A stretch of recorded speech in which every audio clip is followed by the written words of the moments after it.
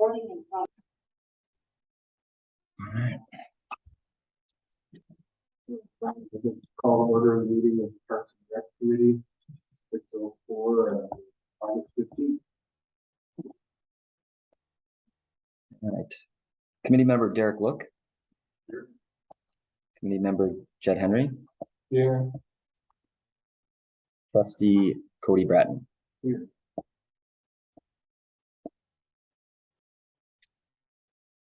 I'll just put a side note on there that committee member. Committee member Sarah Borkart and committee member Jen Bontley are not here. Bonte are not here.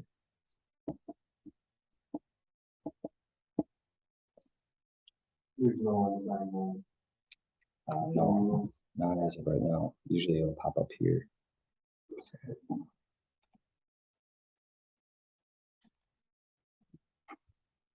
Right now, we've got the public comment, no one here. And we'll move to the next item for the reports. I don't have anything major to report. Myself, with the EIC. Just keep moving down the list. So committee chairperson, none. Committee members, none. Okay. Mike. Recreation coordinator is not here. It's okay. And then I just have a few things on here. First off, we had our pre-con meeting for our final pre-con meeting for well 3, which is the well that will be added actually out by your house, Derek, at Holfelder Park. Got a lot of good information, obviously, about construction time, when things can happen and can't happen. So there will be all construction will only take place between 8 a.m. and 5 p.m. unless given specific permission to do so by the village board. But at this time, it would be 8 a.m. to 5 p.m. So no disturbance anytime after that. And that'll also be Monday through Friday. I sent out an update to all the neighbors in the area.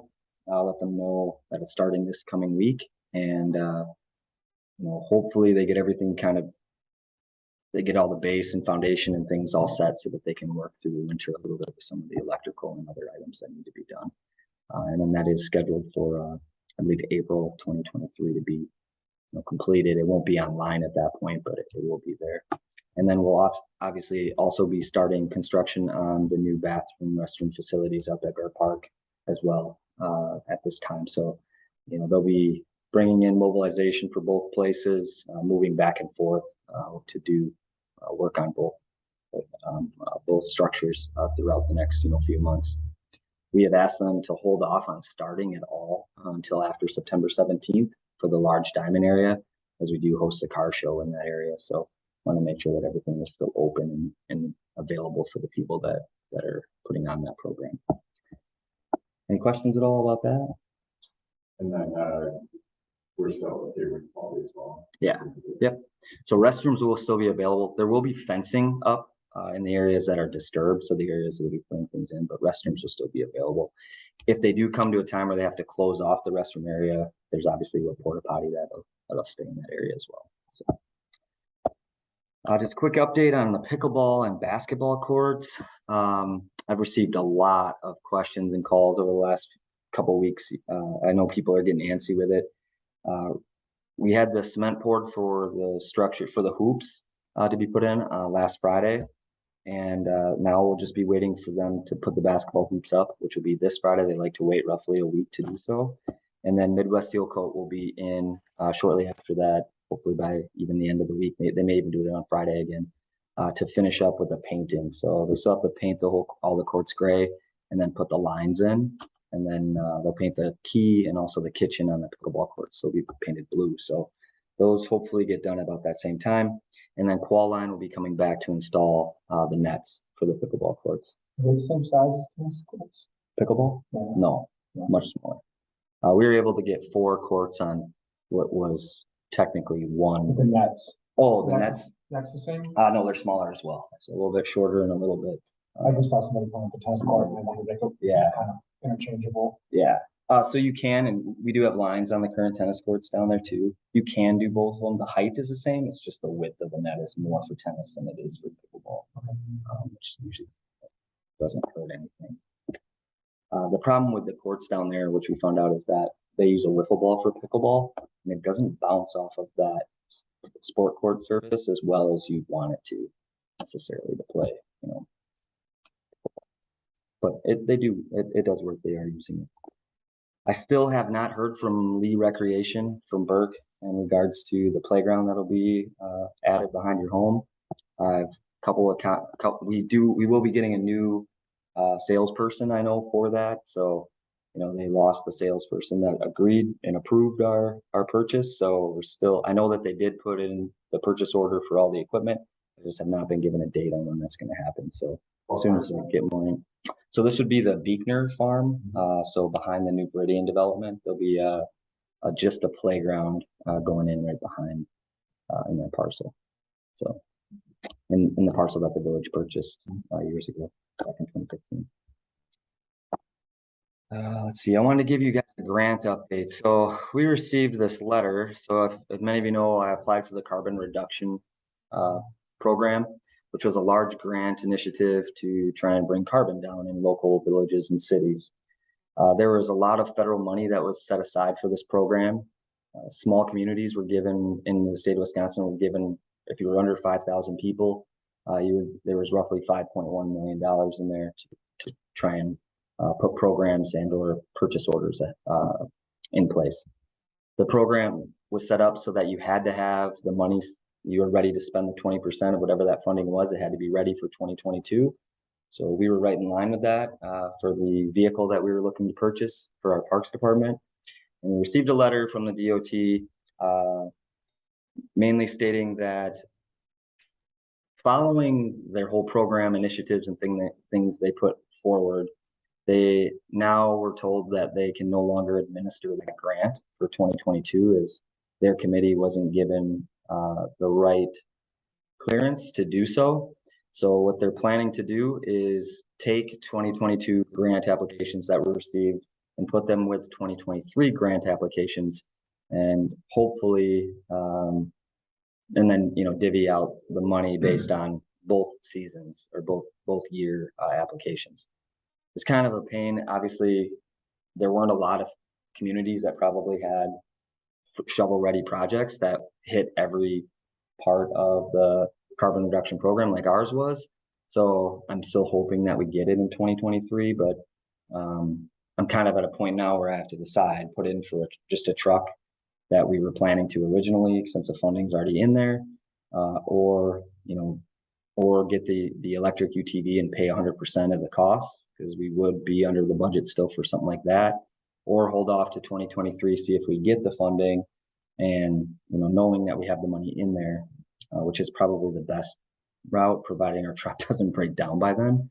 And then try and, you know, hopefully we have the funding in 2023, and, you know, we would obviously not have to use up all of our capital improvement money that we had set aside for it. So that's the plan as of right now. That's kind of the route I'm going, unless I hear different from many of you or hear other programs that came up that we can apply for.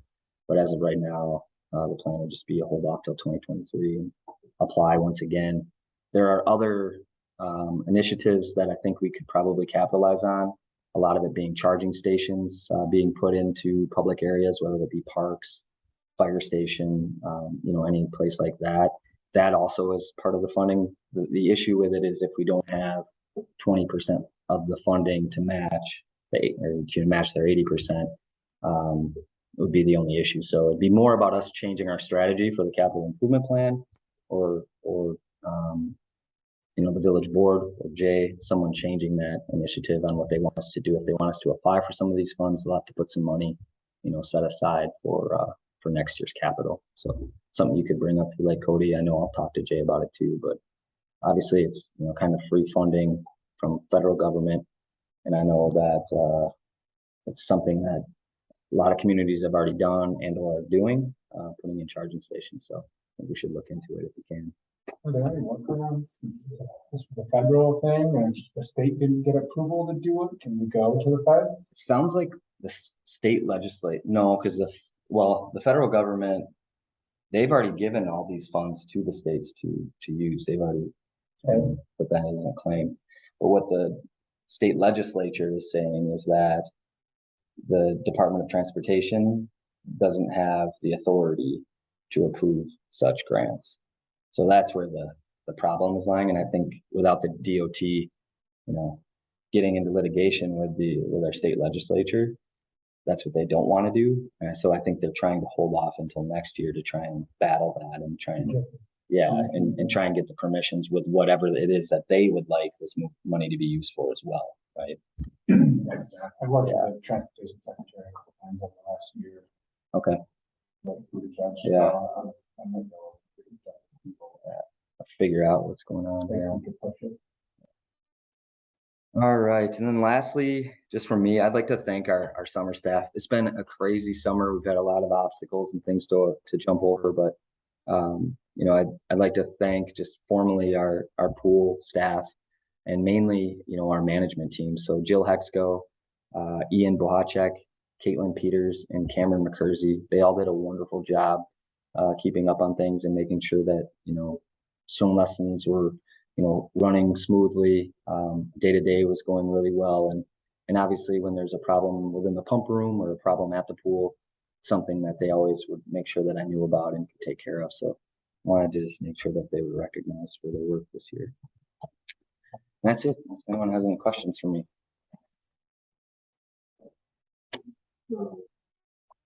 Building their park.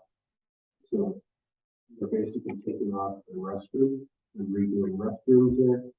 So yeah, if you go off of the pavilion there, so those restrooms will become electrical and new electrical for the well and chemical storage. So to meet new regulations that came forward, that was one thing that needed to be done. Our current setup right now is our electrical and chemical are in the same room. And that's like something that they needed changed. So what the board decided to do was to take the old restrooms, take everything out of the restrooms and make them cold storage more or less for chemicals and electrical area. And then we'll extend the pavilion area a little bit and run men's and women's restrooms along with the pavilion going out towards the baseball diamond. So there'll be new restrooms and pavilion area in that area. So for that water fountain is the extended element, right? No, so going towards, I'll actually just show you a GCI map here. So we'll be going towards the parking lot. A long time ago. Yeah, with the mapping of all that. Yeah. Did we present a proposal and what we? We did. Did they take what we recommended? The committee went with a proposal. They did not take the committee's recommendation. They went with board's decision or recommendation, whatever. They did not take our, the square footage aspect of it is the same. Obviously that didn't change. Sorry, but the recommendation for how the building was laid out was changed completely to what they wanted it to be. Yeah, that's what we're talking about. Like, So toilets. yeah, so square footage wise, so the building itself is going to run out to about here, Cody, and it's just going to stay in this rectangle kind of in this area here. Okay. We're going to have to commit to and make some changes in regards to ADA accessibility from this. So this front area we're going to tear out and try and redo, and then the path that goes down here we're going to have to get rid of. So the new way to kind of get down to the fields will kind of come across this pavilion area and kind of run down into here. Yeah, it's way too steep to be able to meet any ADA requirements in that. So we were looking at replacing those bleachers anyway, right? Yeah, and the bleachers will. Yeah, the current bleachers will stay. There's obviously only 2 in this area now. And we haven't heard a lot of complaints about that. A lot of people bring chairs already anyways, so kind of located around. But this tree, I just planted this tree maybe 5 years ago, and this tree we may have to take down. I was gonna get a hold of Solvang and see if they could come in and spade it. I think it's too big, but it may be something that they can save. It's a maple that we added years back once we knew that all these ash were gonna have to come down. This year's an oak, but the rest were ash. So these are all down now. So we don't have a whole lot of shade in that area based on where we're at. So, based on where that's at. So what's there now is going to remain just two. Correct. Yeah. So we'll have quite the hodgepodge of a building too, which is something that I kept bringing up. I mean, it's fine. We put on the fiber cement board, along the front a few years ago, and did a facade on the bottom, brick facade on the bottom, and then the back has your old bricks, for the well house itself. The front one's going to be all split faced, just like Mary's place. The other one down on the other side, kind of a red, so it still matches at least the red, the front of it to be red, but it look kind of. No, yeah, that's what I was shooting for. I really just wanted them to just keep the well house, take the rest of it out, and then add concession and bathrooms. But that whole new part of that, just bathrooms, yes. and they're gonna be a lot larger. Yeah, they're larger. They'll meet all our ADA requirements. I think there's 3 stalls in each of those. So we currently have 2. Yeah, 2 in each. So I just added 1. The nice thing is we'll have a lot easier. So the utility room will be in between the restrooms, which will make things a lot easier for us to winterize and clean and kind of keep things in order. The way it's currently set up, I can still walk through the middle of those 2. Dane and I are about the only 2 in the village that can do it right now. So everyone, I mean, it's pretty skinny kind of going through there. So but yeah, that's the plan.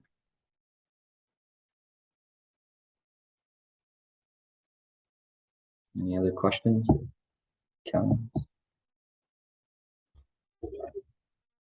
Yeah. All right, so now we'll move to discussion. Discussion and possible action to approve the minutes of July 18th, 2022. We'll make a motion to approve the minutes. Second, just to get into discussion. Part of my discussion is since me and Derek and I were here and haven't seen the meeting, can we table these to the next meeting and ask them to the I'm next gonna meeting? say that same thing, but you went the right course of doing it, so that was good. Yeah. We'll Okay, just so put- I'll make a motion that we table approving the minutes to the next meeting.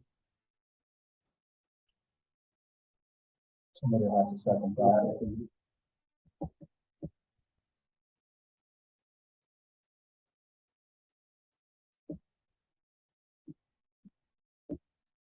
Just have to do all in favor. Oh, Yeah, that's it. that's right. All in favor, say aye. All opposed. Motion carries. Discussion and possible action regarding facility update, small diamond repair park. All right, so this is exciting. This kind of came to me out of the blue.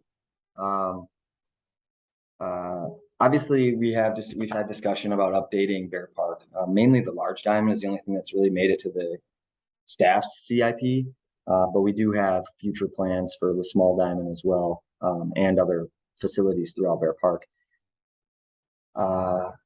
Staff was more or less was given a plan, more discussion from Seamus Terry that he would like to see an update to the small diamond, and was wondering how he would go about such an upgrade or update. And I had asked him, first off would probably be to come to talk to you, and then put together the Parks and Recreation Committee, and then possibly Village Board for approval, for him to put together some plans at his cost to update the small diamond. He decided to go a little bit further right away and just put the plans in place, get the plans that he'd like to see in place. And that's what's before you tonight. So I've had some good conversations with him about the plans that you see here tonight. The one thing I know we have to meet is ADA requirements. So I'd asked him that, about adding a gate to the to the dugouts behind the small diamond there. We'd have to move the gate or add one. I think the best practice would probably be just to add a gate behind both sides of those dugouts to meet those ADA requirements. So up to at least a 3-foot wide gate to that. And yet he seemed to not have any problems with that.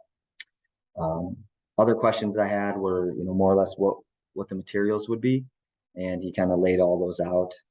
I had asked him if he had looked at the DeForest facility or any of those other new ones that have really been going up lately about their materials, and he said he hadn't, but he'd like to look at them. I believe they were looking to go with a wood post and shingled roof on the top of that. Just from a staffing purpose, I kind of asked questions like, maintenance wise, I'd probably rather see a tin roof. And at first I was like, I don't know if we want to see that because we end up with dents and different things. But looking at a lot of the new facilities they have, just went with looks like a stronger gauge metal roof. So I was asking if that would be an option. He said he definitely would look into that. And then obviously, he'd add new fencing along the whole backside of those dugouts. The biggest upgrade would be to the masonry or the base block behind the dugout, or behind the home plate. And the only thing that I really saw throughout that could have been an issue was, obviously the ball's coming back a lot faster once they hit that. And he said that he'd be putting in a mat already along the backside of that brick as well. So I didn't come across anything that really was like, no way. And I thought I'd really like to get this moving forward as fast as we can rather than just kind of talk about it. So he's willing to put forth 100% of the funds that are needed for this project. I did talk to him about coming. We would need some type of agreement with them or with him or the construction company, one of the two, whoever's doing it. And we'd obviously need insurance and all those things in place before workers would be able to step forth on the property. But I was outside of that, I didn't see any glaring issues. So my recommendation was just to allow this to say yes, thank you, and kind of move forward and allow staff to talk with him over materials and things or best uses that we can kind of moving forward without kind of holding this up. But any background who this guy is? I'm just curious. yeah, so I don't know him like outside of baseball. I know he's been a baseball coach here in the village. I know he lives outside the village here. His father-in-law is the home talent coach here as well. Derek and Cody may know him better than I do, actually.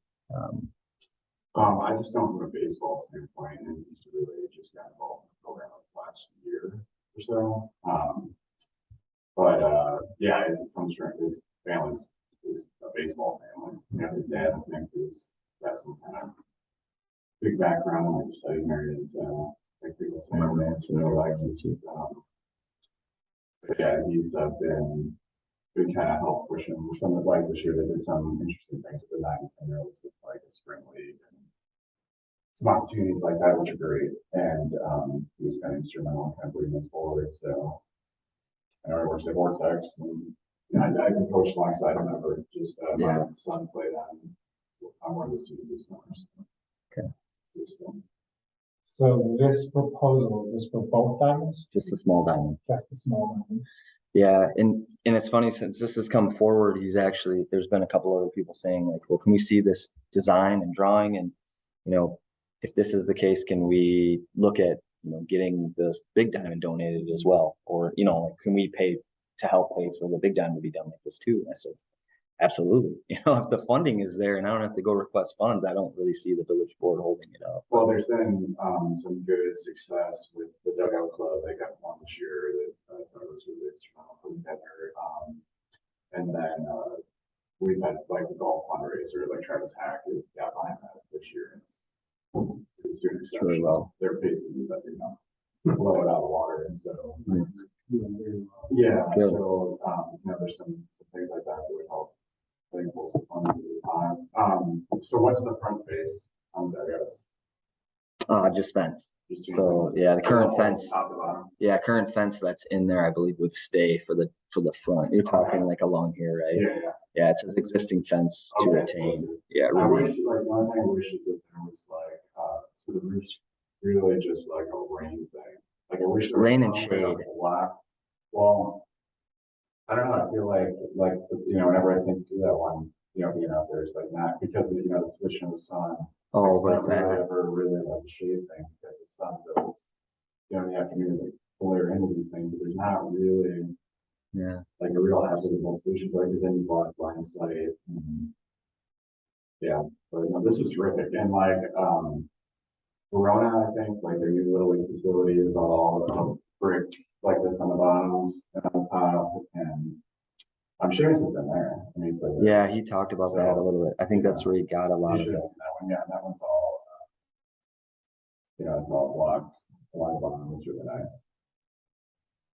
Is there any talk about closing in the field? Or this is just? Yeah, so that's what I had thought originally, and then I was like, because I had brought that up about how long it would go, and that I need 2 gates, probably at least 10 foot wide, to be Yeah. able to bring equipment through. And he was like, "Oh, I didn't really plan on doing that." And then I read like, "Oh yeah, that's a lot more than 48 feet," you know, because right here it's like 48 feet chain link. So he was going to redo the chain link behind it, but then try and keep what's there in the front. So That would be great. yeah, I would like to see it. I mean, to be honest with you though, it's the way it's set up. It's just umpires trying to get down the line to make sure that the ball's out of play, right? So there's been a couple even for softball and umpiring where you got to like get down and look at it. People made some complaints, but But what's the thought getting to the backstop? so that's 8 feet. That's only It's 12 feet, so it'd be 8 feet fence, and then you have 4 feet of brick. So it'd be 8 feet on top of that. So you're looking at 12 Yeah. feet total. I know that now, like the season, like the young kids can play in the Dane County League, which meant that they could use, without getting too much of the weeds, they use a different pad, more pop. And this year, like never, in the 10 years I coached before, did I ever see a ball get to that house back there. But this year, like. Oh, really? Balls in that driveway, it's the second time a game. Okay. It's like, I guess if they've never said anything to you. They haven't. It's a new owner too, and Yeah. I'm kind of surprised she hasn't. Yeah, said because those something. new AAA bats, they have so much more pop Yeah. than the old bats that, like I said, I never saw a foul ball get there before. And then now it's just constant. So maybe we can ask if he's willing to do a net as well. If not, I think that the village could probably. Well, this would be a new net. This isn't. Well, No, this is actually chain link, which I was surprised with too. I thought it would be netting. We can ask about the netting. I think the netting is a good option. It allows for people to see through a lot better, I feel like too, and it looks cleaner usually. You don't get the rollouts, but then you do have to replace it, which is always a decent amount of money too. Yes, So I don't know the physics, like the trajectory of how high that needs to be, but. yeah, and that's something we could talk about. I mean, 12 feet is normally, that's probably roughly what's up there now. Now, if you go to the big diamond, you're over 20 feet high. Yeah. So what's up there now isn't quite enough. Isn't adequate. If they're going to continue to play in those leagues. Yeah. But I mean, if they're not complaining, they're not complaining, but it's just. Yeah, and maybe part of it is doing an extension going forward. If Yeah, we're able couldn't to. you just extend those posts that you have that chain link up and then just sort of attach a netting that kind of comes off of there? Yeah. We'd have to ask, about. But yeah, nothing to put the brakes on. This. No, I know. That's kind of where I was too. 100% funded. I know. It's probably, we're looking at anywhere from, I mean, I'm just estimating, I'm guessing anywhere from $40,000 to $50,000 that it's just gonna donate towards this. So that's why I also was like, yeah, but I also want to do it right. And I know he does too, and that's a big part of it for him. So I know all the new baseball, little league type facilities have 20-foot nets everywhere. I mean, it's all the way up and pretty much all the way around, the field areas of where they're at. But that obviously is a lot more money because you're putting in those posts that are holding that net up are deep and tall. I mean, they're probably, I bet they're over probably 25 to, I bet they're 30 feet long of, iron post or steel post. And for this, you probably need at least 4 of them. And I don't know the construction companies using if they, even would have that capability. So what do you need from us? A motion basically to move forward pending a final design for I think approval? so. I don't even know. I mean, this fall. What's the timeline then? Yeah, this fall. He's hoping to get things rolling September, Because he was hoping to host a fall league. And he is.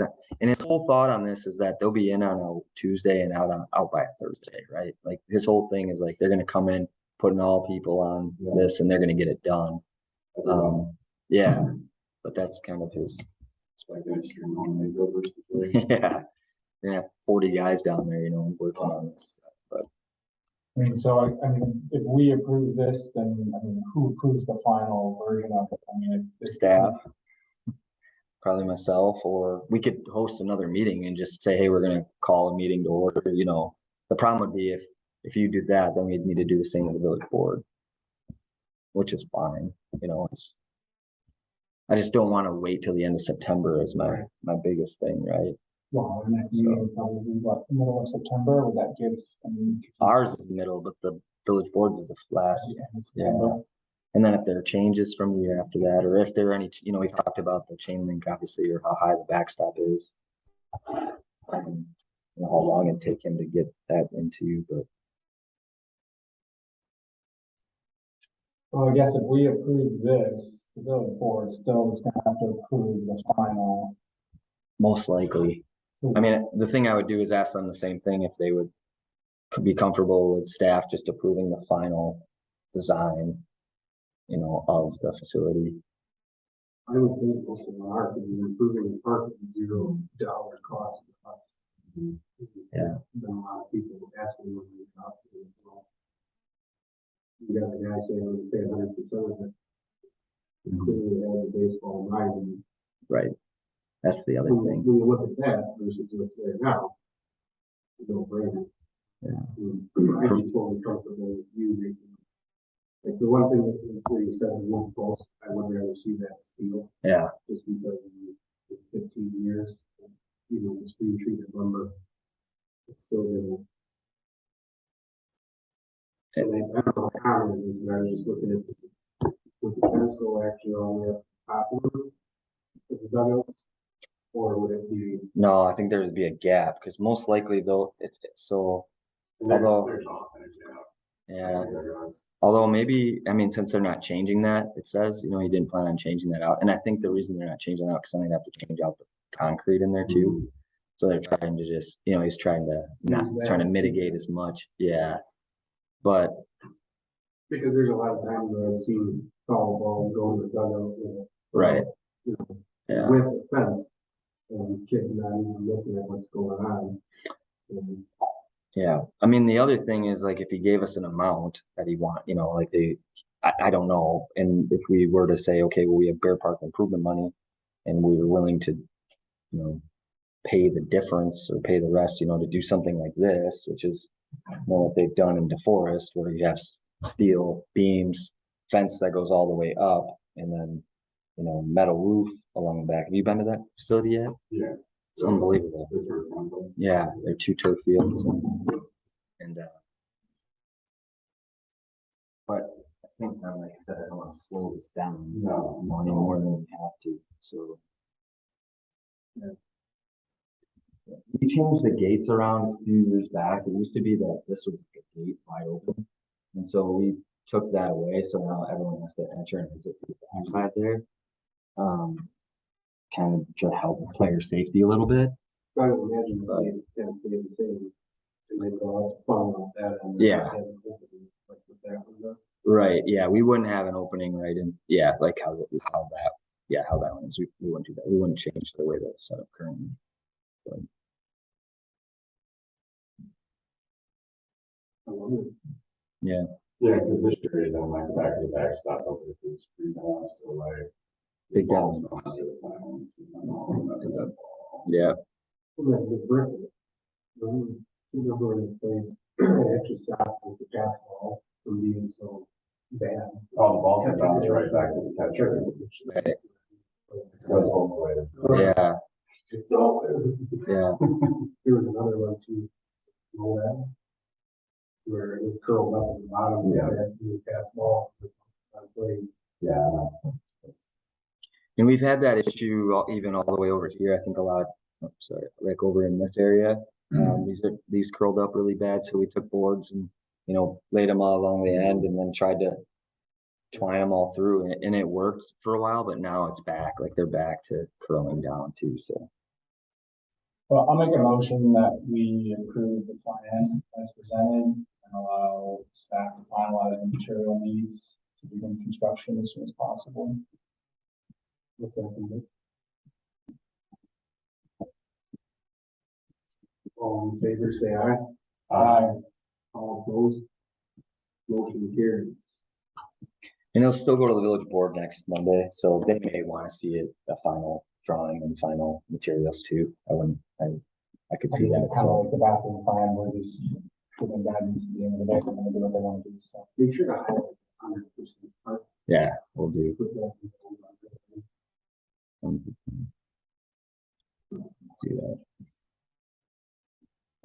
All right, discussion and possible action regarding the subgroup of Parks, Recreation, and Conservancy Committee to provide a feasibility study for a new village of Cross Plains swimming pool.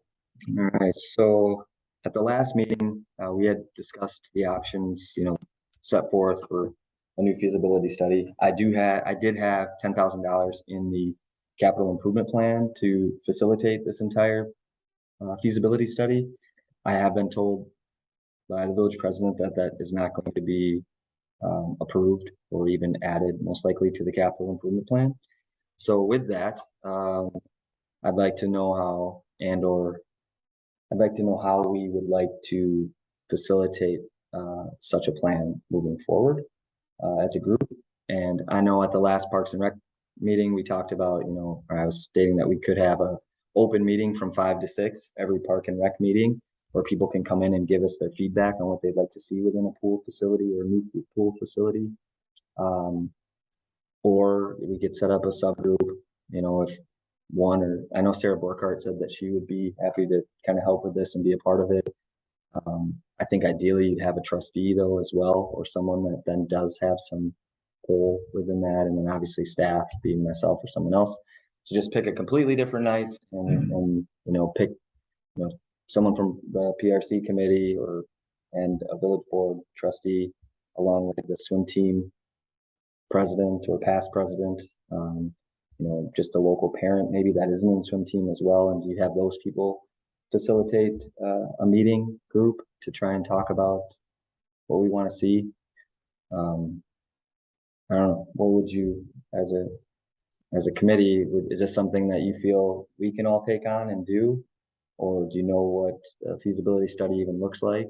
Have you been able to ever look at something like that? Well, I'll tell you, being on the finance committee, that they're gonna want to run through there too. Which I think, that being the case, I would almost suggest you do some kind of a joint committee with them, because they're gonna wanna,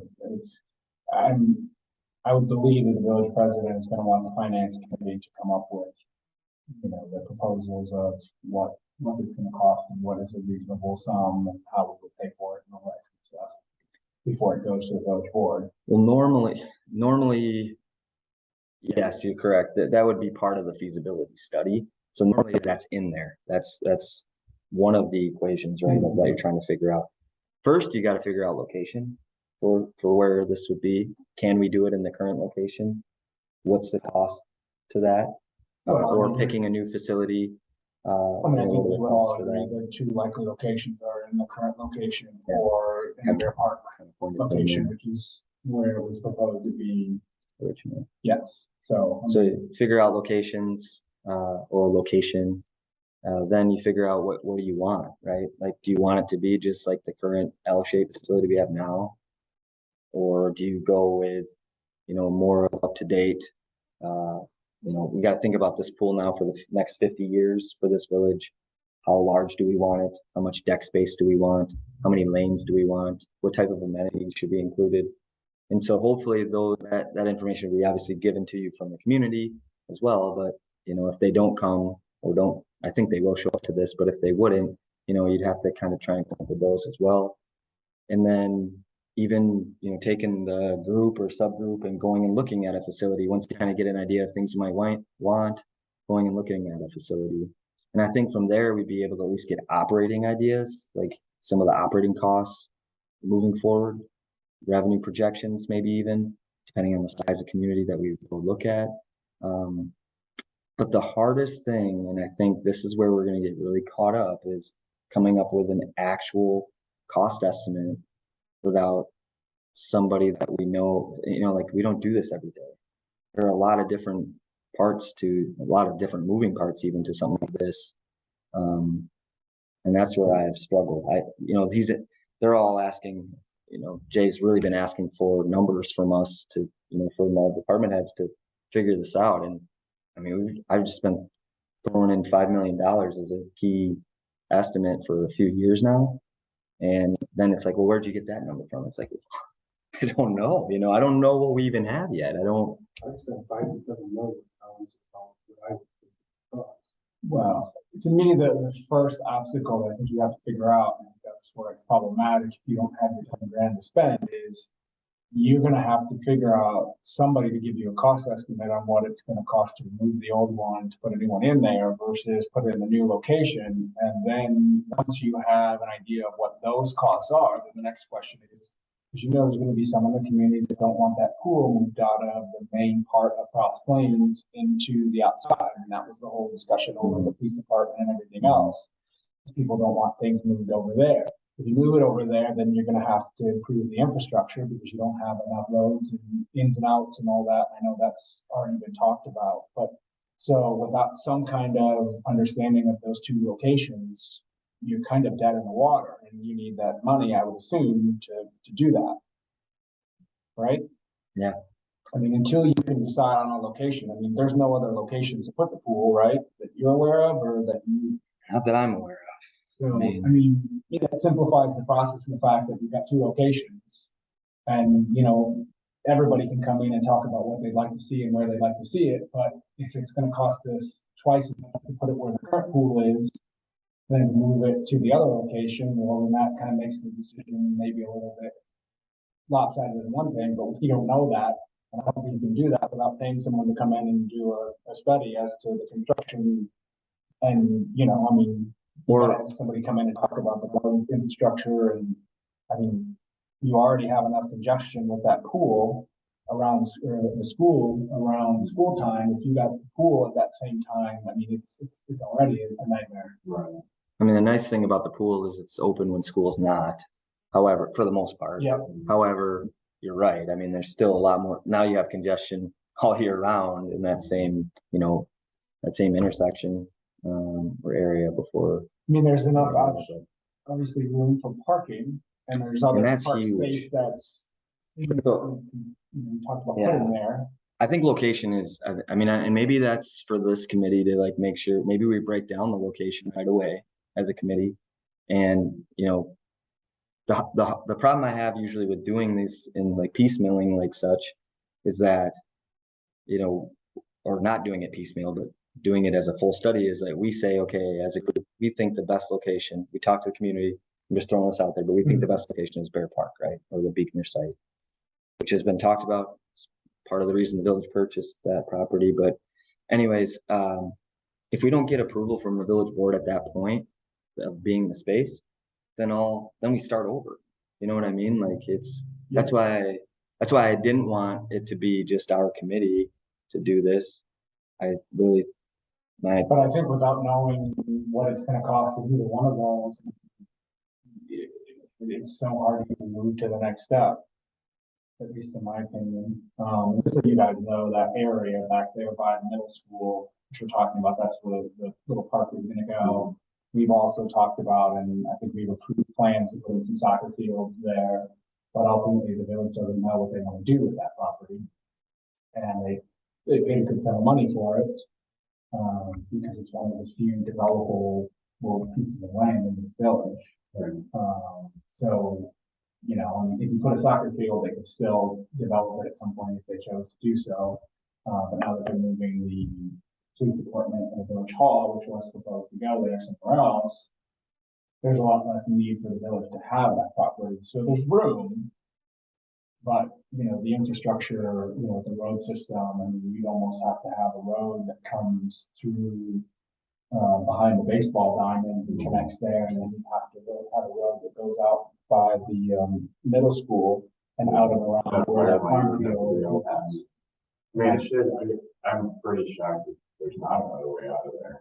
Like, well, I mean, I've had conversations with the police chief. I mean, if you had a mass casualty situation, you know, school shooting, anything, like a disaster on your hands, right? Because you can't get in and out, and you know, every parent is going to come to that school and you can't get, you're not going to be able to card, police cars, and you know, I mean, it's a disaster waiting to happen if you ever had an emergency situation there. But well, can you show like roughly where he was talking about putting in the pool and trying to figure out the same? Yeah, so I mean, there's been the plans that we had in place. We're pretty much putting the pool here, you know, roughly in this area, I'd say.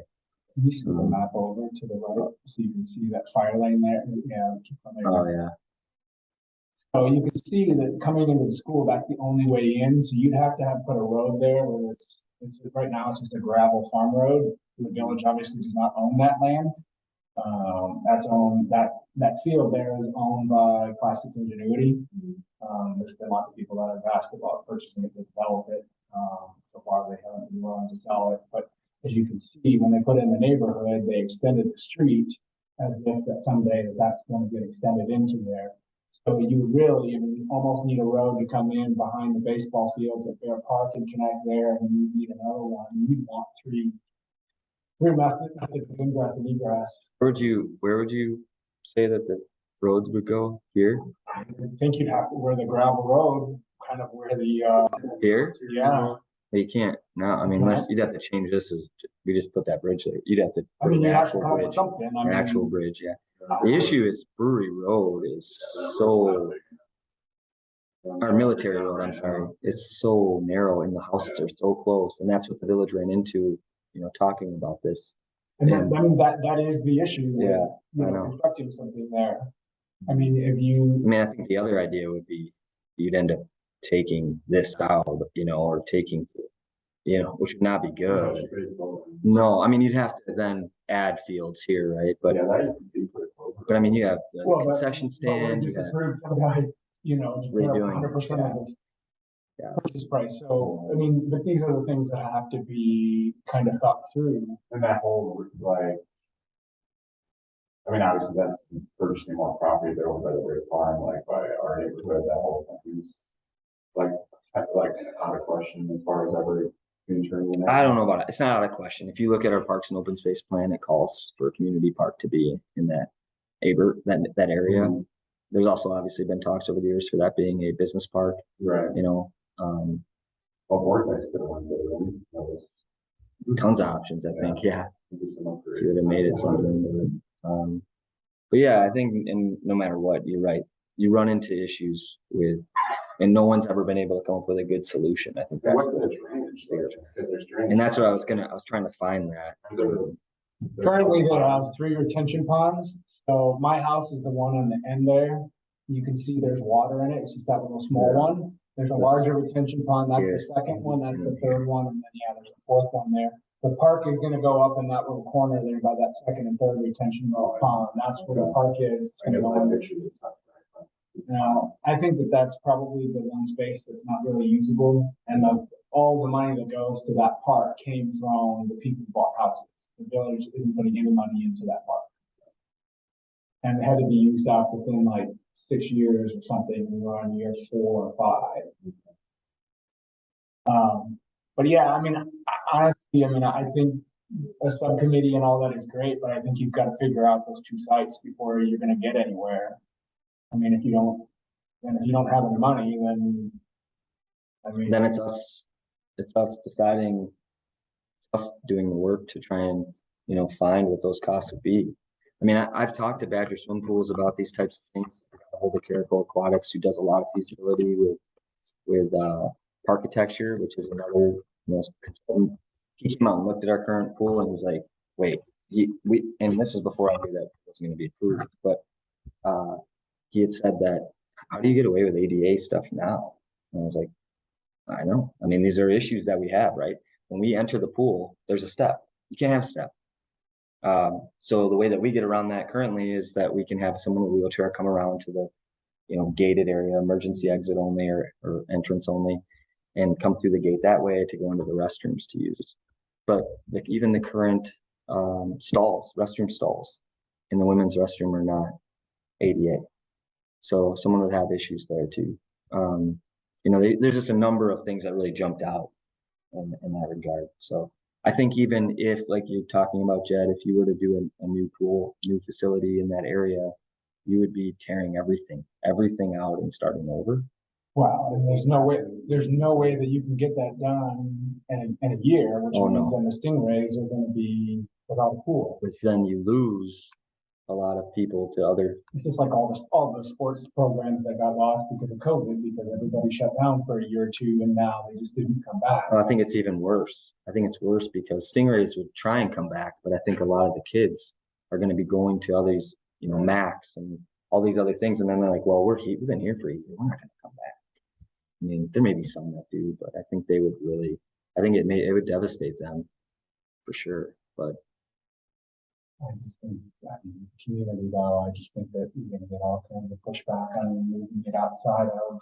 well, I think you will. And I also think that if you look at the village growth pattern over the next 50 years, that the current site that you're looking at is probably going to be the center of town someday, the center of the village someday. Right there. Yeah, if you were to look at the site, I mean, the only real growth we're going to have is this PI, this is all PI. I mean, it's not like they're whole. Right. But what about, in like Glacier Valley one more, like the, Over here, Dinosaur Park, yeah, Bourbon Road. yeah, like, No, so this here, so from here to, this is all a drainage way. yeah, So this is all the floodplain. All the water from all of this subdivision from these hillsides over here as well, run into the gutters, run into this stormwater air, the stormwater piping, pipes underneath here and goes next to the new village hall. that's where the village hall's gonna go, right? Across the street. I thought that was gonna be. We just purchased it. Yeah, I thought well, that was like elderly homes or something. village just purchased it for the new village hall and police station. Well, it makes sense to do that with fire station. Makes sense. Mhm. Yeah. I mean, if Danon's were to go away, you could possibly build a new pool here as well. And you had everything in the Right. site, right? Yeah. Danon's has talked about trying to get out of the village. You know, it's not the best type of, it used to be on the outside of the village. Now, a lot of developments happen there, but they've also asked the village to help them find a new location then, to help with where they could go in the future. And no one's really jumped on that for them, I don't think so. And we don't have a lot of land. I mean, that's what it comes down to.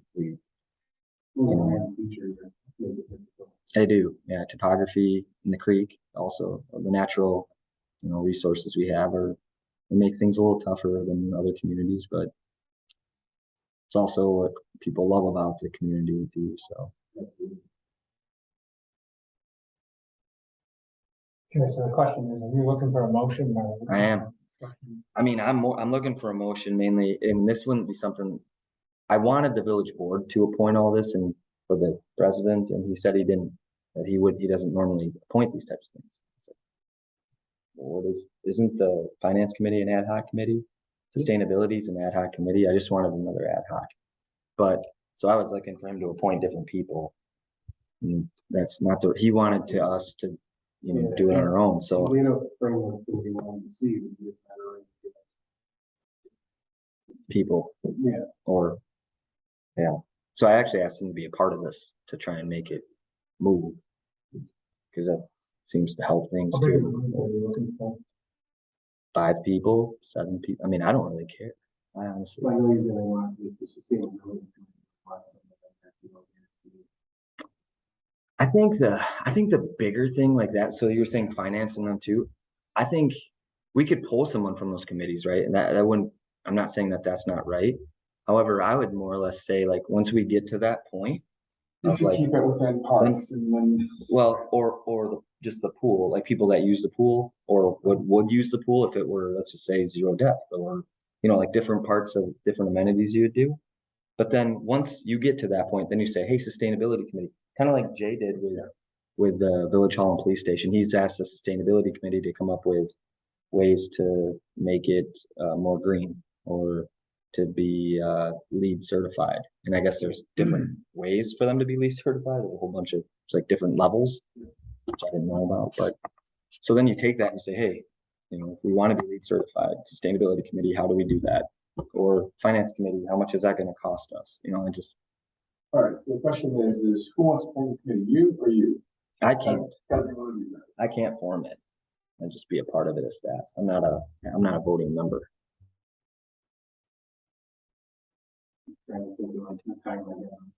I mean, I'm not saying you have to be on it. You just have to appoint the people. Once you appoint the people, he has to be at all the meetings. He has to be a part of it. You just have to appoint the people. And I know Sarah's not here, but you could appoint Sarah since she talked about it at the last meeting. I mean, you've got Sarah and you've got Jen, Yeah. both who are heavily involved in the pool. Yeah. And you could, You're gonna wanna find a Stingray person. or 2, 3. And, basically just gonna have to find, I would say, keep it to 5. Cause you don't want too many people, and then keep it to 5, and then, if you've got 3 people, you still got a quorum if 2 people miss. And you find people that are passionate, that wanna see this happen, and let them run with it, and they just report back to you. Would I be able to talk to them about it? Yeah. I just want to make sure that they. Yeah, we don't have to jump on this. You're this not month. forcing anybody to do it, you don't have to do it immediately, we're basically just agreeing that we'll make a motion, but we're gonna make a subcommittee. You will make the appointments, that will be part of the motion. And then, once it gets going, then they report back to you or him. I would have them report back to the committee as a whole each month, with where they're at. They could pick their dates and times when they want to meet, Okay, so I'll make a motion that we create a subcommittee to develop a pool feasibility study. The group consists of 5 individuals appointed by Cody Bratton, trustee. He does not have to be on the committee. The committee should involve at least 1 staff member, most likely be Mike. And the purpose is just to come up with some ideas and how to, it is to come up with a new pool. Do you guys want to even lay out like what you'd want for people to be on this committee? Like 1 staff member, 1. I'd like to see it like past president of the state. 1 past or. Past or current president. But what if you can't get one, then you can't have a committee? I leave it to your discretion. I would So far, say, they're the ones that have come forward, so I I would think it's say okay. at least 1 member of the Stingrays, because they're the ones that are most effective. 2, At least 1 is Yeah. the verbiage, because Okay. you want to have 2, I would say 2 Stingrays, 2 people from the committee, from our committee. So the recommendation in the motion would be that two people from our committee and at least 2 Stingrays, and a total of 5. And you could do 5 to 7. I recommend 5, but 5 to 7.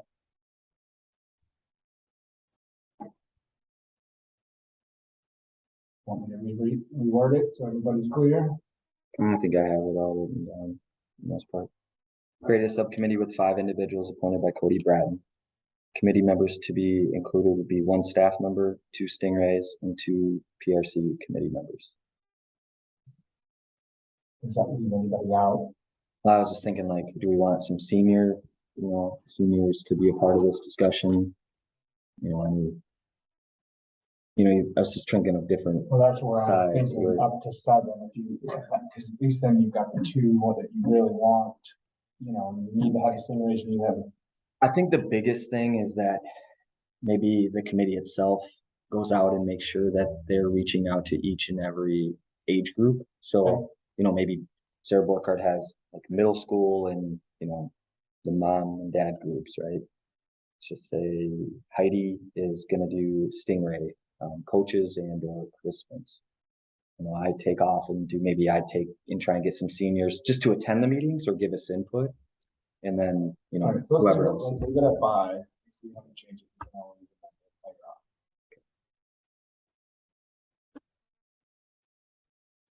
later on.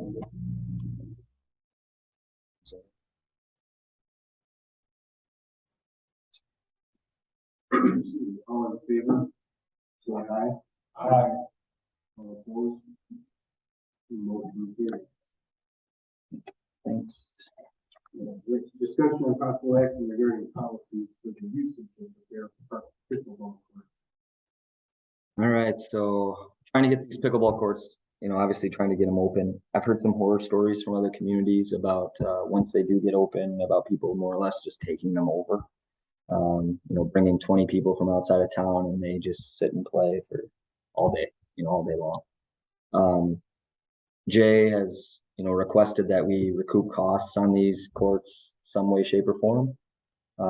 Whether it be donation boxes, which you guys said no to last month, all the way up to, renting the courts, for a fee of some sort.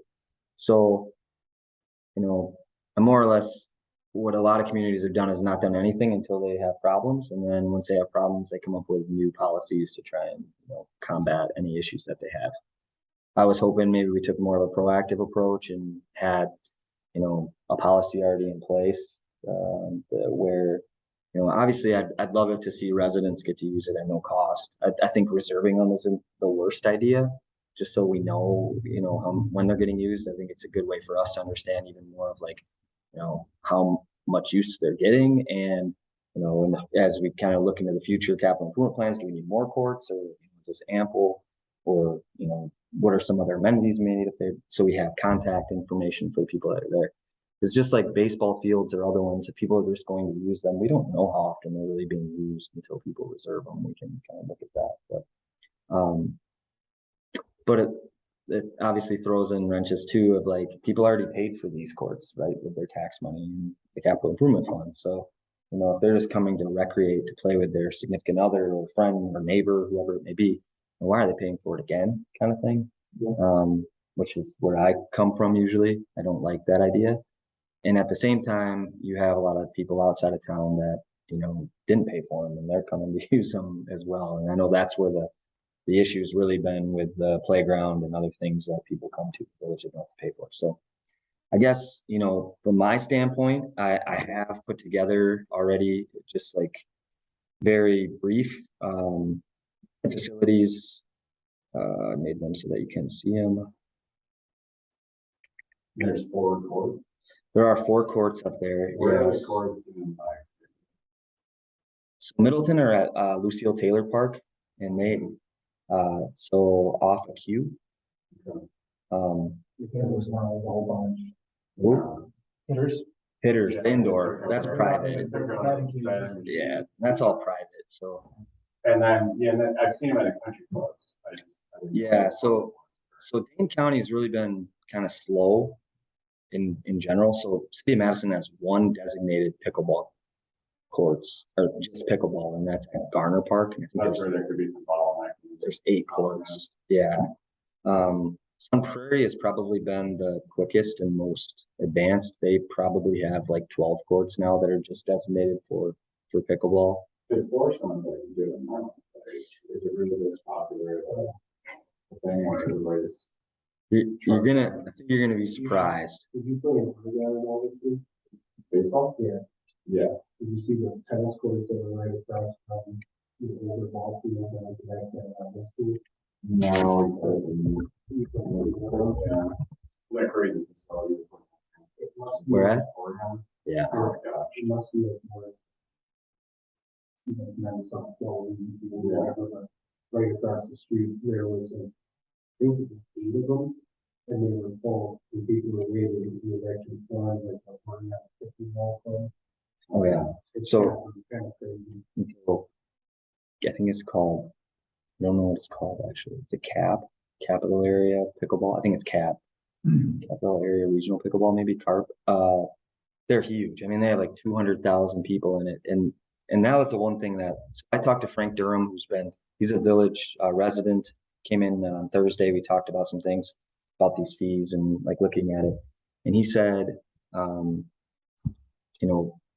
every Wednesday they go to Verona, and there's 20 of them. They reserve the courts for 2 hours. And then when they're done playing there, they all go find a local bar or establishment. They all have lunch together. And I was like, well, that's great. That's exactly what we're looking for usually in capital, or when you're trying to do a capital improvement project to try and bring economic development to your community. But the problem,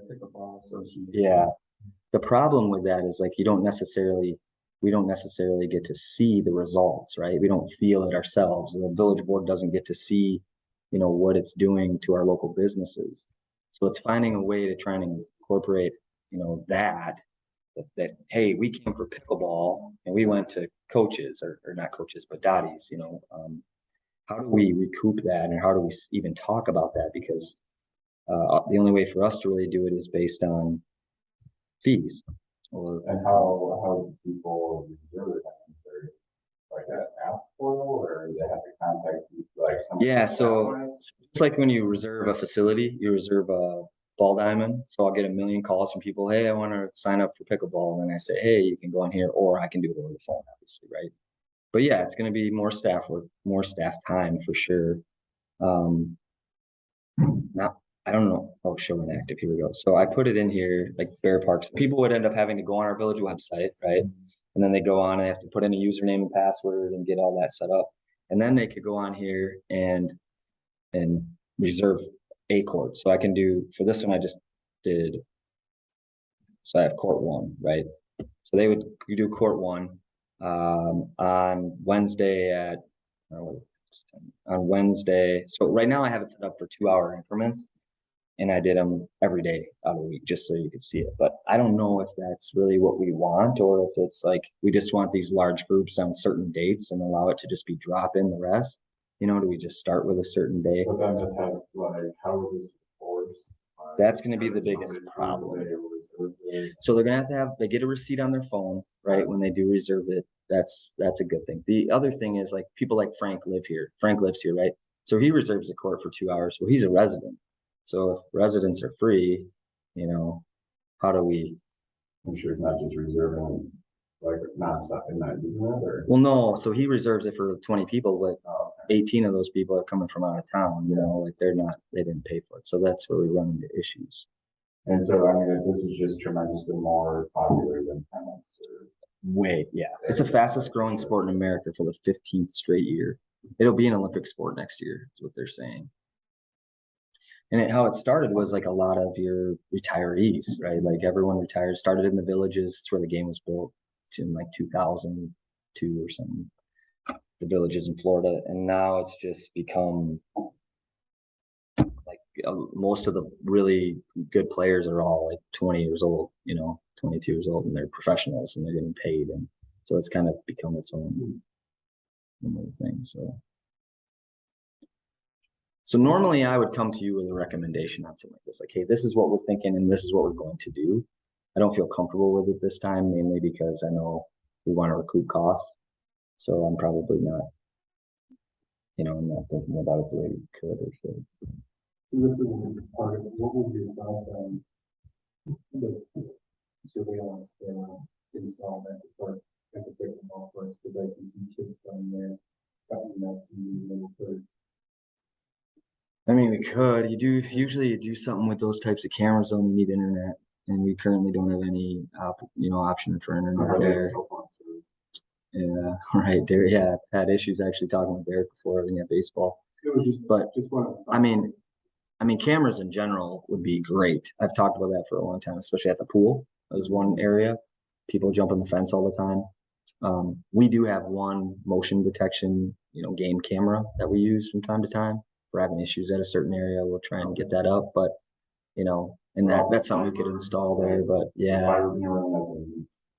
I mean, it could. It's the problem is, so like up there, we wouldn't have a place to house anything, right? So, but I know, like, obviously US Cellular and those types of places now, you can do it via data as well. Cameras. The problem would be, once again, like, where do we put these? And well, why would somebody vandalize with the wall over tennis? Yeah. Yeah. Yeah, we really haven't had any issues at the current tennis sites, but yeah, I'm not saying it wouldn't. It's just because of the investment by the village, and just talking to Chief Tony today, and choosing the stuff that's been going on, and we don't hear about it because we hopefully are taking the day, there's been a lot of crap going on late night after hours. If we just spend $150,000 on something, it costs a couple $1,000 to have a camera there, and then you can see, monitor it, and obviously you have to sit and watch it. Yeah. I wonder how much that uses. And there have been fights and shootings at pickleball courts because they want to forward here already go away, they return. I'm not saying. Yeah. No, I know. And I'm not against any. I think we should do an overall camera idea. Like, village wide, right? Like find areas that are issue areas. Like I mean, Glacial Valley Park was an issue area for quite a while there. Now it's kind of under control, but you know, there are a number of parks. I think the pool would be a great space for some type of, and mainly just after hours, because that's when people are jumping the fence and that's becomes a liability at some sort too. But There's no lights over there yet, right?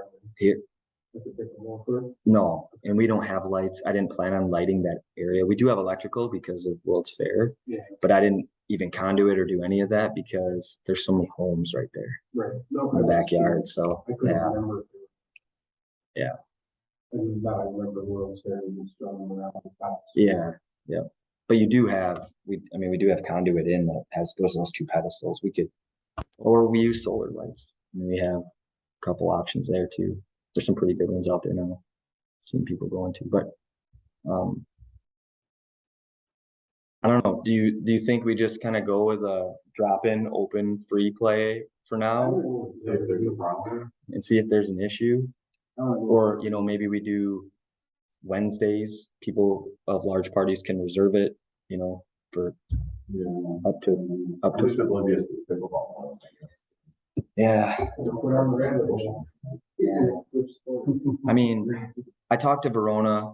They were stating that they don't have any policies currently in place.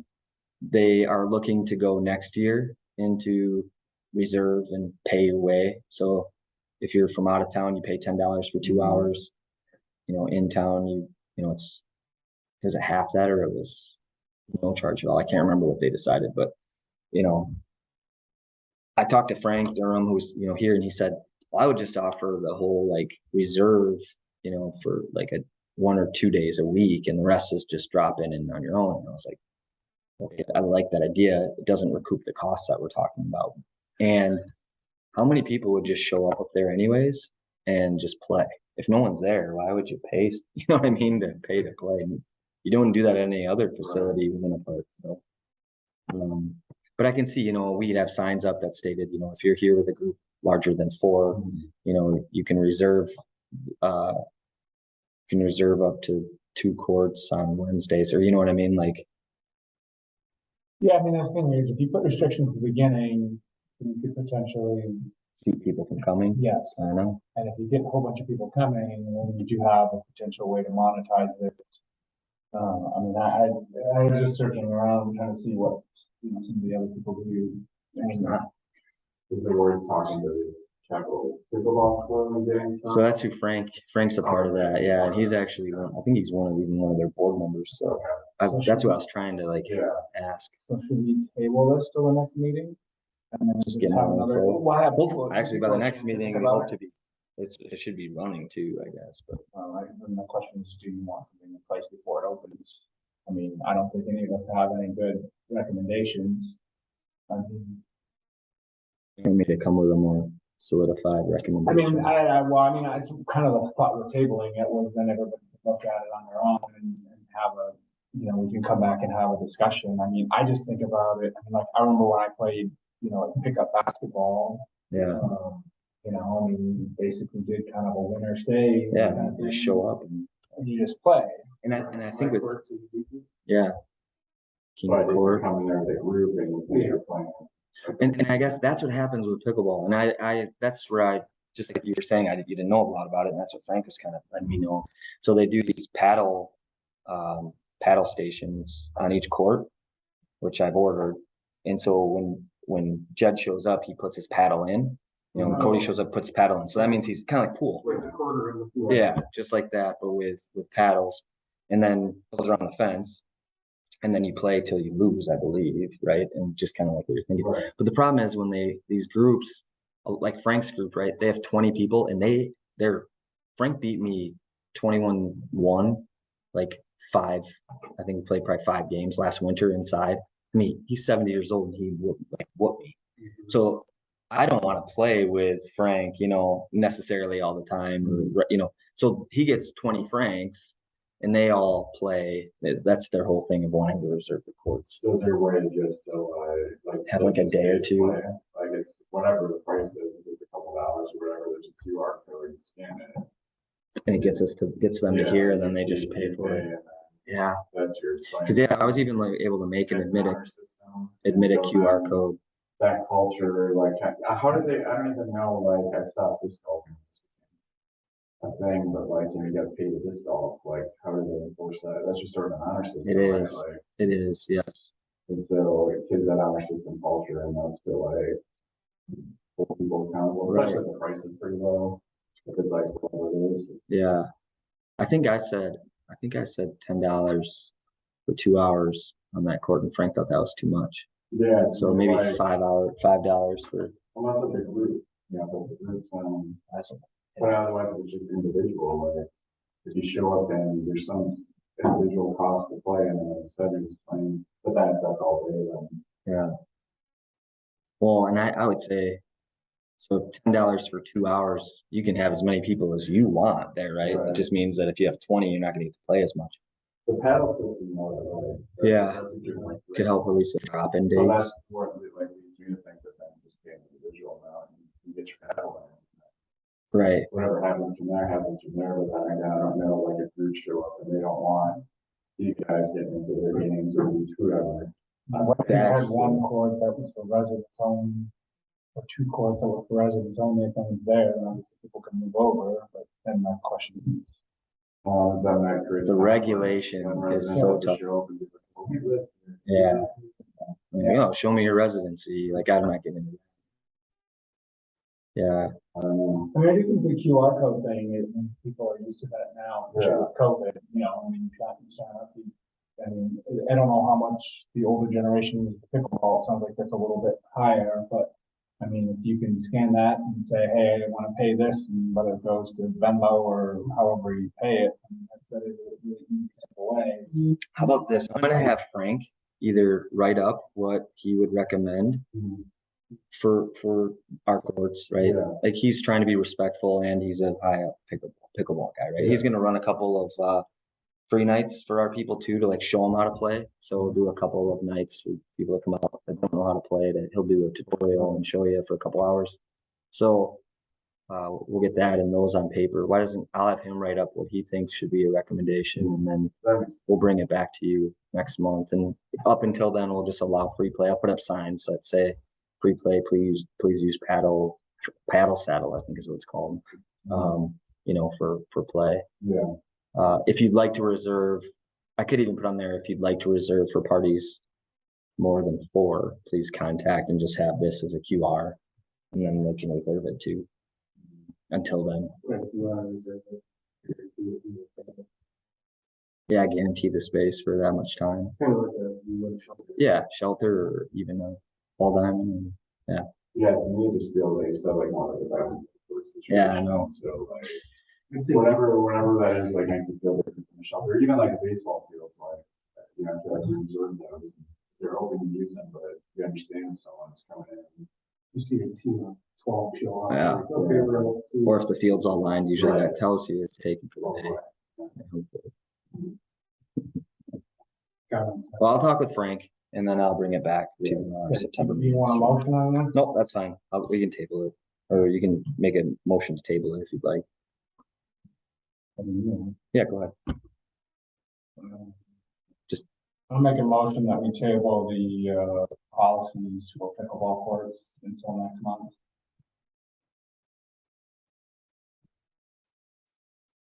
I'll second it. All in favor, say aye. All opposed? All right, motion carries.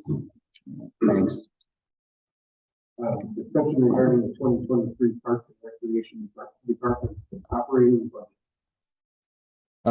I had this on last month as well. It's mainly more just discussion purposes or anything. I know neither of you were here last month, so this is a time where you could have looked, you would have a month or so to look through the budget and kind of see areas that, you could ask questions about, or you want to see $10,000 added to, or I'm just kidding, or cut from, whatever, for discussion purposes only. I also have on here like a lot of the fees. So if we think that we should be raising fees or doing anything with fees, that would come from all of you as a recommendation to the village board. These fees that we currently have are mainly in line with other communities around us. I do try and look at those yearly. Middleton, Wanakee, anything kind of close to us. The only thing that you don't see a lot of anymore is like the day fee rentals or the night fee rentals. That's usually done by agreements. So there would be an agreement in place with CP Baseball, right? And this is how much they're paying for the year rather than a fee. Personally, I feel like the night rentals are way too low. If you think about the lights that are being used and what sort and all that sort, but they also, Bear Park improvement fees paid for those lights 100% of it. So now the village is only paying the operating costs of them. So kind of see the weight of that too. But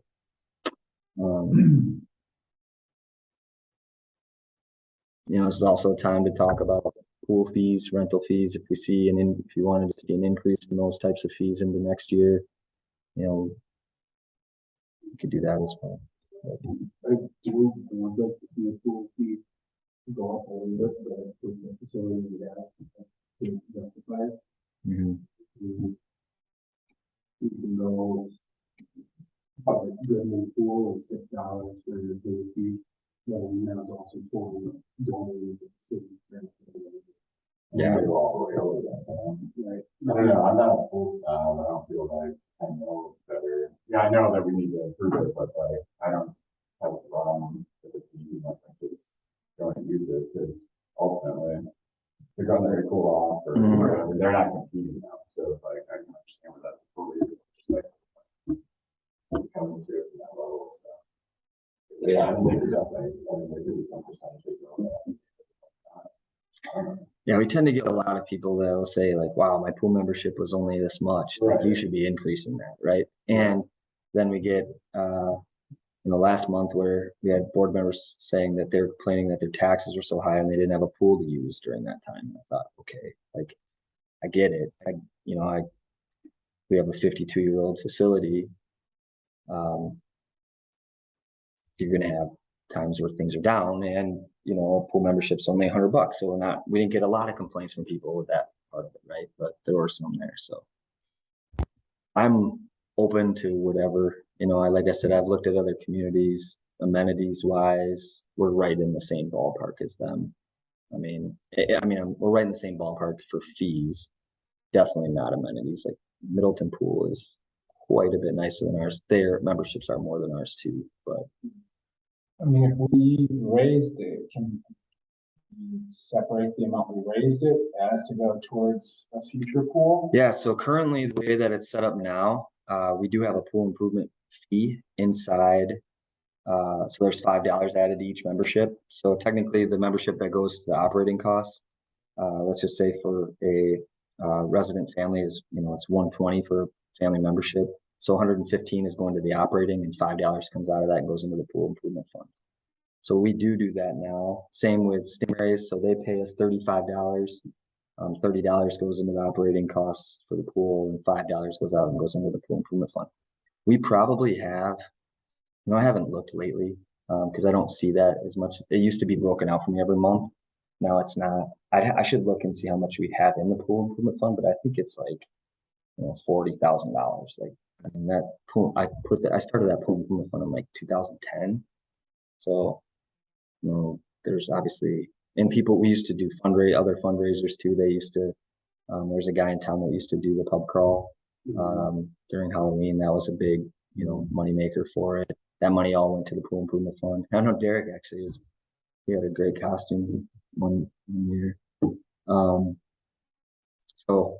yeah, you could add that, add the $10 to the pool improvement fund, and then it's, to me, it's a little bit like the pavilion thing.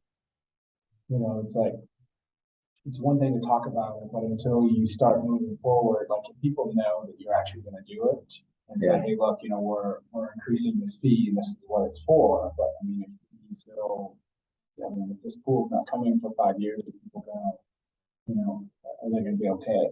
I know personally, I think the daily fee is probably too low. For years I've thought about buying a family one, and we just don't go enough. And so, but we go, 5 or 10 times a year.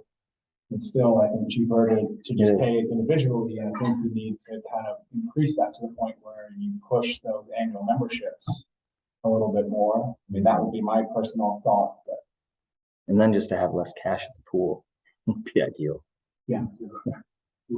Less cash. So it's like, just all memberships. And I mean, obviously still have concession cash, but just love to get rid of that whole side of cash. Would be great. But yeah, I don't disagree with you. The $12 maximum family for residents hasn't gone up since I've been here. So that's 16 years. So is this something that you need an answer on tonight? Well, I've already given this to the village. I can make changes because the village board is until next Monday, but these are our operating budgets are supposed to be in by today. So I submitted mine to Bobby, but I can still make changes to fees if you'd like. We can change it afterwards too, can't we? We could. It just would, the projected revenue would It doesn't matter because we're not going to operate at a deficit. We would just be increasing it. I mean, I would hate to make any changes without Sarah and Jen, the ones that know the pools and, and other people. And I use a little bit, but, and I feel like down the road, especially if we make progress on this future pool, that could influence. So I personally, I would say leave it as it is for now and we can make changes later unless you absolutely need to change now. I don't. I was just, once again, I wanted to keep this honest so you guys are abreast to any of the kind of the process and where we're at.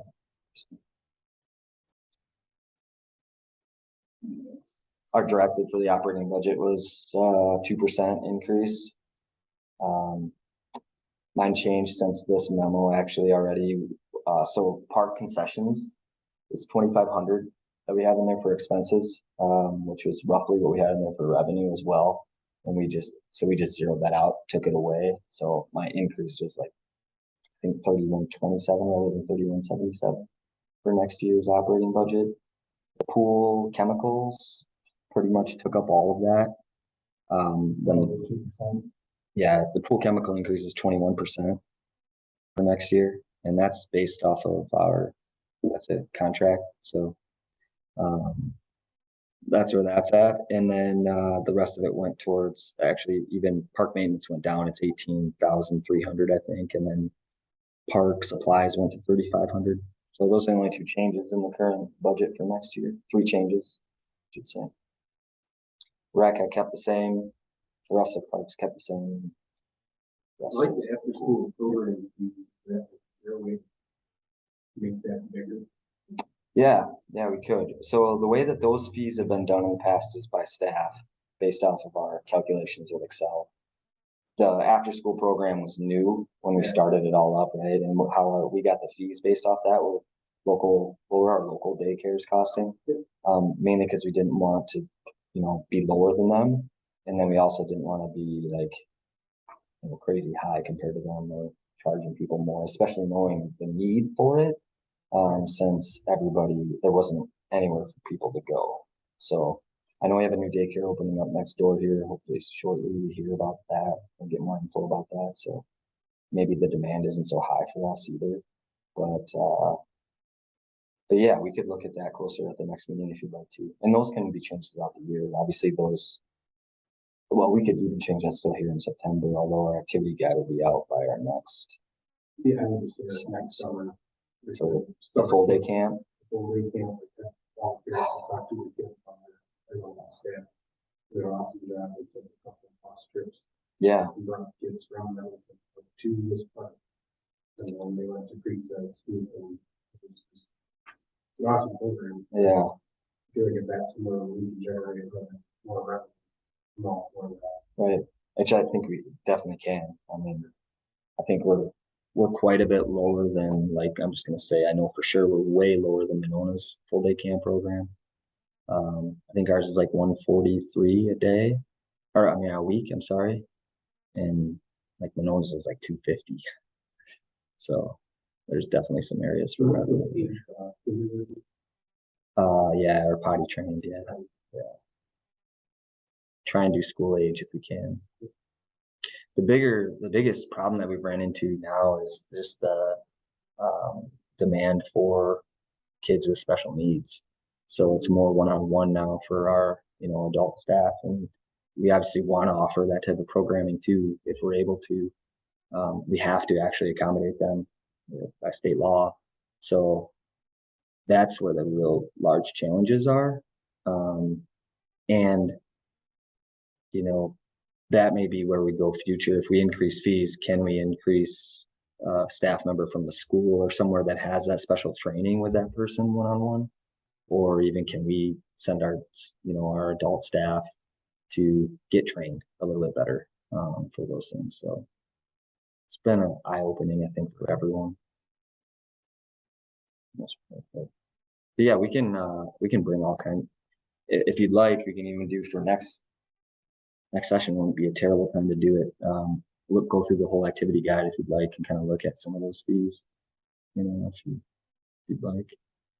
Normally, the committee hasn't normally taken that stuff on. Is we just do our Excel sheets and projected costs, and that's how we come. Number of minimum, number of maximum for each program, and then coming up with a fee based off of that. But if you guys would like to take that on closer, or take a closer look at it, I'm good with that. Okay. So I'll make a motion that we approve the operating budget as presented. you actually don't have to do that, Jed. I appreciate you doing so, but we only have discussion on here, so I'll just add the points that you guys kind of talked about in the minutes.